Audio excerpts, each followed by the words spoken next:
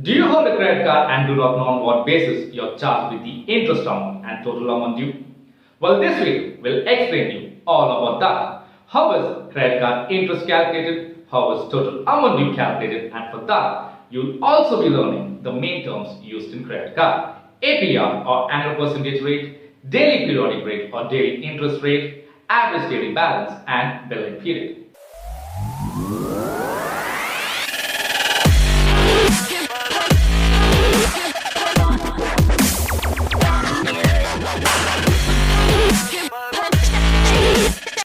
Hi guys, welcome back to yet another video. When you receive your credit card statement and check for the interest amount and total amount due, you must be wondering why you are charged with such a huge amount of interest and penalties. And if this interest keeps accumulating month on month, you will either default on your credit card dues or pay off the complete balance by taking another loan or any other means to get rid of your credit card debts. Guys, credit card can be good or bad. It mainly depends on how you use it. The good thing is, if you know the smart way to use your credit card, it can offer both convenience and the potential to save money if you're earning back some of what you spend in rewards. At the same time, you can use your credit cards to build your CIBIL or credit score through healthy financial habits. On the other hand, if you lack the knowledge of how credit card works, you'll use your credit card as and when you need without even realizing how debt accumulates through interest and penalties. The question is, when do you have to owe interest? One common myth about credit card is that you automatically pay interest on any and all purchases. That's not true. As long as you never carry a balance, you will never owe any interest at all. Once you start carrying a balance, you will start owing 36 to 48% interest rate annually. That's huge, right? Yes, with that, how does the credit card company calculate the interest amount? For that, you need to know your APR or annual percentage rate. APR is usually listed in your credit card agreement kit under fees and charges and is also listed in your credit card statement. Now let's check how credit card interest and total amount due is calculated. Pull up your credit card statement and check for the APR or annual percentage rate, which usually ranges from 36 to 48%. In this example, APR is 42%.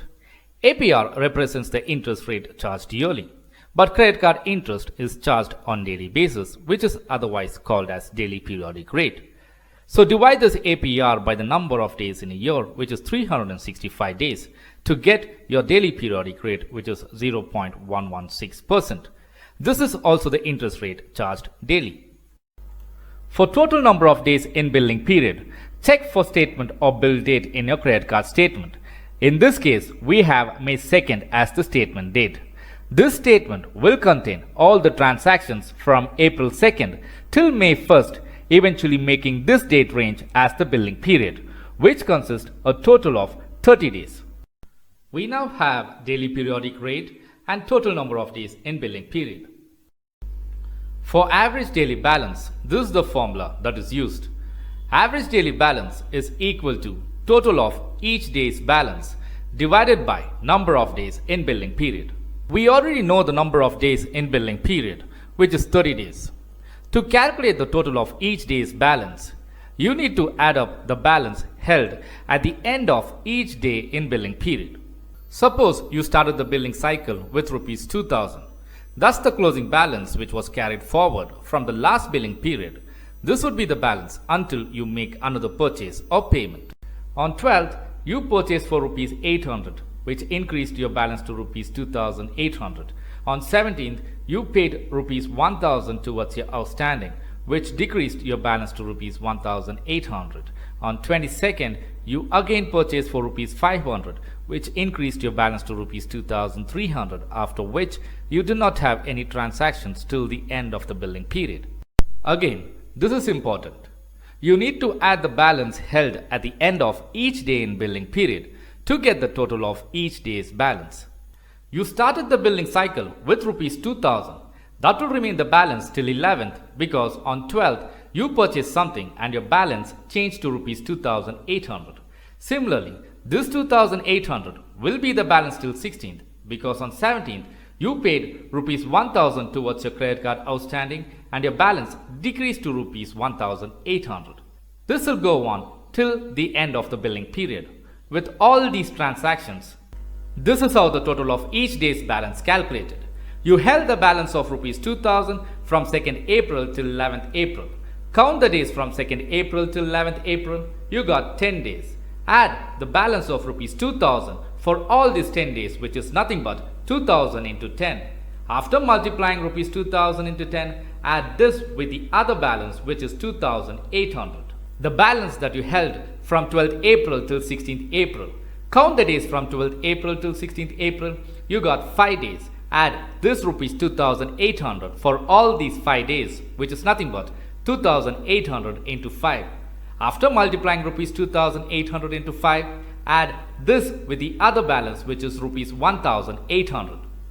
Likewise, multiply rupees 1800 for 5 days because you held this balance for 5 days from 17th April till 21st April, and add this with rupees 2300 for 10 days because you held this balance for 10 days from 22nd April till 1st May. Now when you sum up all these balance in billing period, you get total of each day's balance, which is rupees 66,000. With this, we can calculate the average daily balance, which is equals to total of each day's balance divided by number of days in billing period. We already know the total of each day's balance and number of days in billing period. When we replace the values and calculate, we get rupees 2200 as the average daily balance. Now we have average daily balance, daily periodic rate, and number of days in billing period. With this, we can calculate the interest amount, which is average daily balance multiplied by daily periodic rate and number of days in billing period. When we calculate this with the values, we get rupees 76.56 as the interest amount.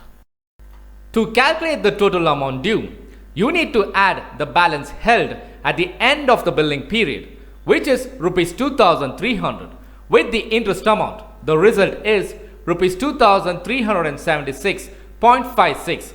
This total amount due you need to pay by the due date that reflects into your next credit card statement.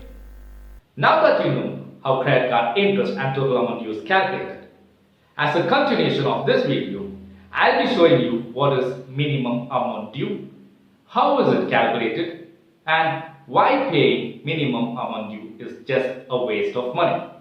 For now, this is Tyagara signing off. Take care, be safe.